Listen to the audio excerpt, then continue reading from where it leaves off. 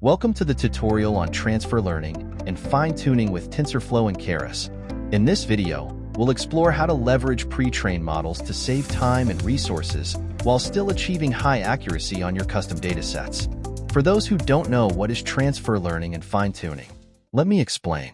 Transfer learning is a machine learning technique where a model developed for one task is reused as the starting point for a model on a second task.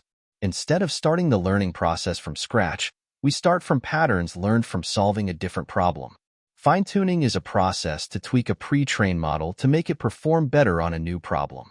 After training a few epochs with transfer learning, we can unfreeze some layers and retrain the model with a very low learning rate to fine-tune it.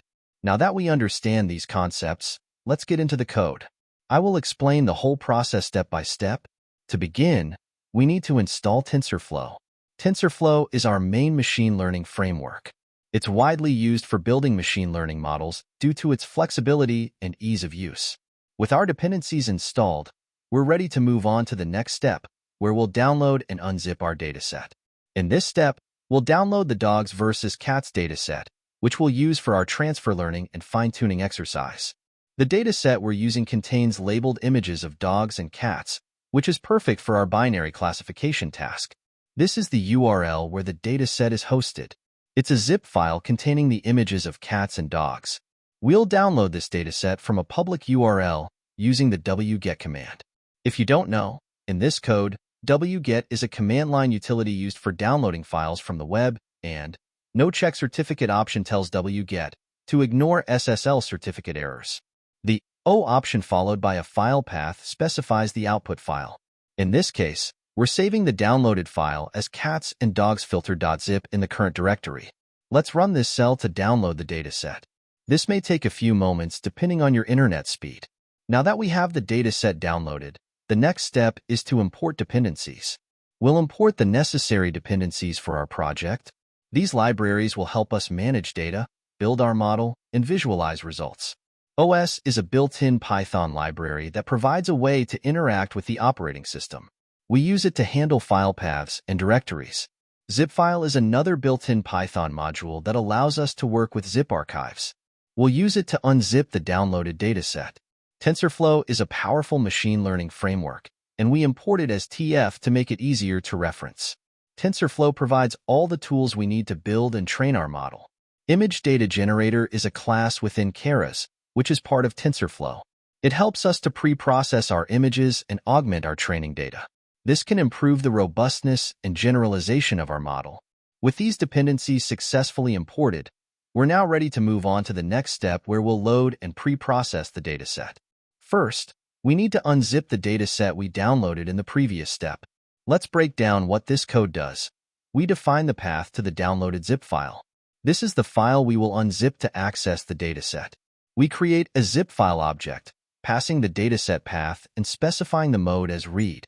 This allows us to read the contents of the zip file. The extractAll method extracts all the contents of the zip file into the current directory.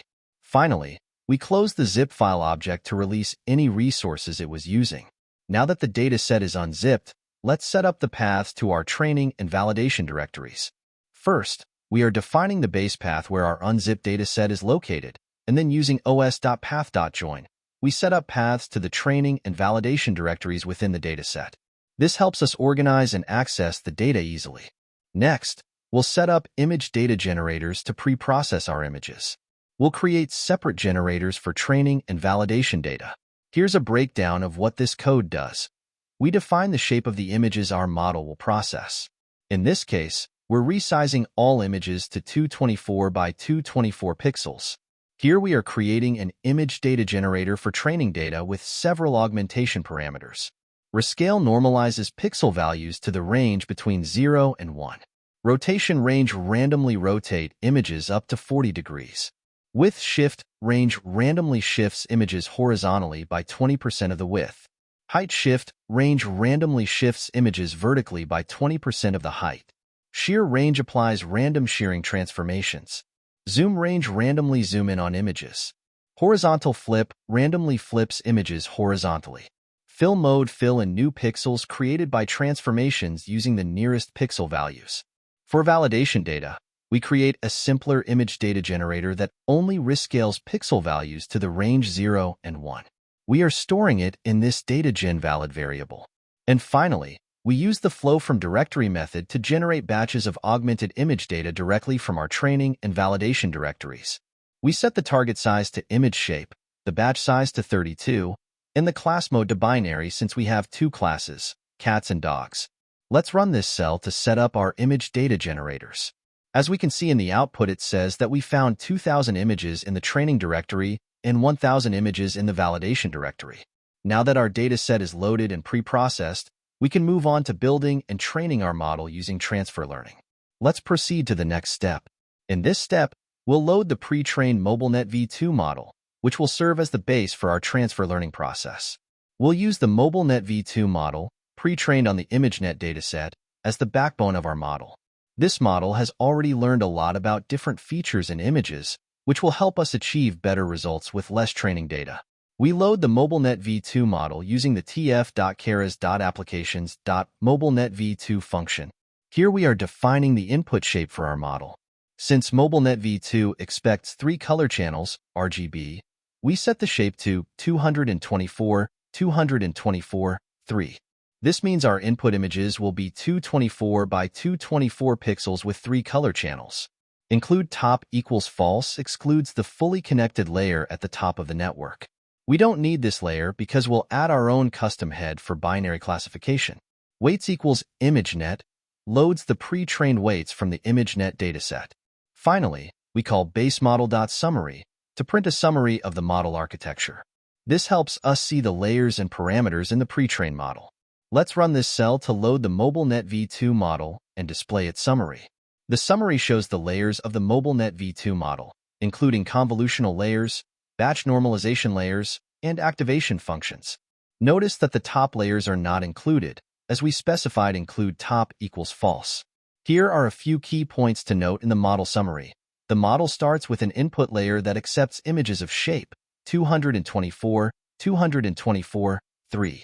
There are several convolutional and batch normalization layers, which help the model learn spatial hierarchies in the images.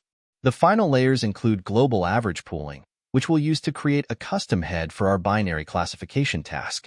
Now that we've loaded the pre-trained MobileNet V2 model, the next step is to freeze its layers so we can train only the custom head initially. By setting base_model.trainable equals false, we freeze all the layers in the base model. This prevents their weights from being updated during training, which helps retain the pre-trained features learned from the ImageNet dataset. This allows us to focus on training the custom head. Next, we'll add a custom head to the model. This head will be specific to our binary classification task of distinguishing between cats and dogs. We use sequential method from Keras to create a new model by stacking layers sequentially. This makes it easy to add layers on top of the pre-trained base model. The first layer in our new model is the base model, which is the frozen MobileNet V2 model. Next, we add a global average pooling 2D layer. This layer reduces each feature map to a single value by taking the average, effectively flattening the output of the convolutional base model. This helps reduce the number of parameters and prevents overfitting. Then we add a dropout layer with a rate of 0.2. Dropout is a regularization technique that randomly sets 20% of the input units to 0 during training. This helps prevent overfitting by making the model more robust. Finally, we add a dense layer with 1 unit and a sigmoid activation function. This layer outputs a probability value between 0 and 1, making it suitable for binary classification. Our model now consists of the frozen MobileNet V2 base and a custom head tailored for binary classification. This setup allows us to leverage the powerful features learned by MobileNet V2 while training only the new layers initially. Now we're ready to compile and train our model. Let's move on to the next step. Compiling the model involves configuring its learning process. We need to define 3 key components: the optimizer, the loss function, and the metrics for evaluation. We use the compile method of the tf.keras.models model class to configure the model for training. First, we define the optimizer. An optimizer adjusts the weights of the model during training to minimize the loss function. We're using the Atom Optimizer, which is an adaptive learning rate method that combines the advantages of 2 other extensions of stochastic gradient descent, grad, and RMS prop. We set the learning rate to 0.0001, a common starting point for transfer learning. Next, we specify the loss function. Since our task is binary classification, we use binary cross-entropy. This loss function measures the difference between the predicted probabilities and the actual class labels, guiding the optimizer in adjusting the model's weights. Finally, we define the metrics for evaluation. Here, we use accuracy, which is the ratio of correctly predicted instances to the total instances. During training, we'll monitor this metric to evaluate the performance of our model. With the model compiled, we're ready to start training it using our pre-processed dataset. Let's move on to the next step and begin training our model. Training the model involves feeding it the training data and validating its performance on the validation data.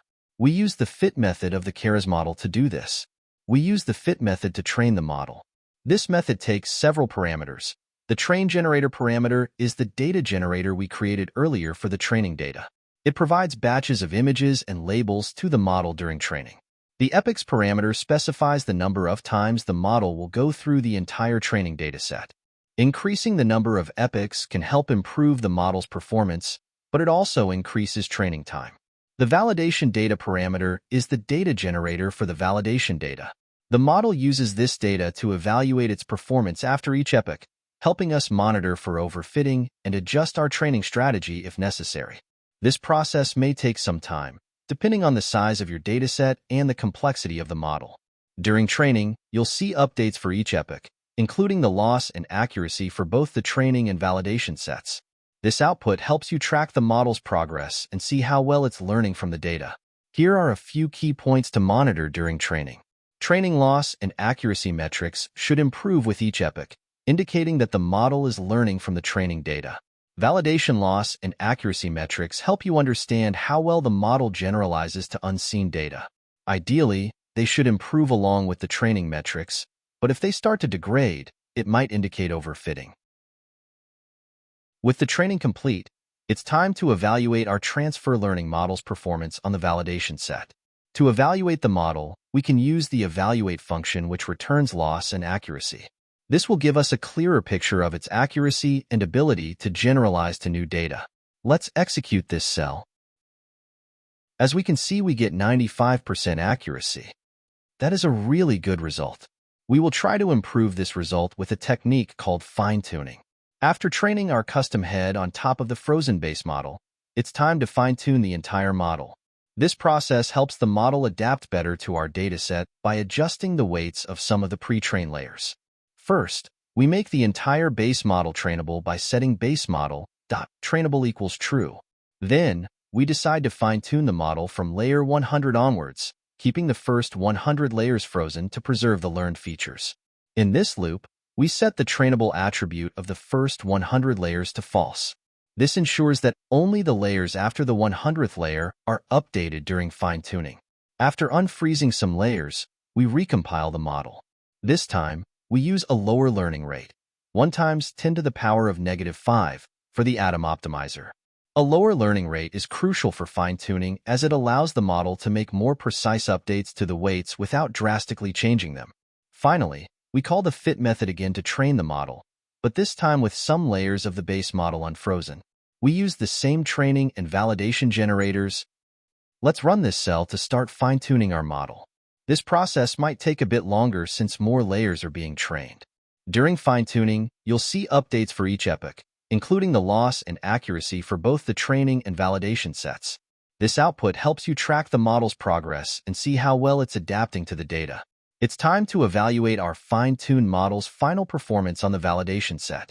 This will give us a clearer picture of its accuracy and ability to generalize to new data. As we can see, the accuracy is increased from 95% to 98%, which is great.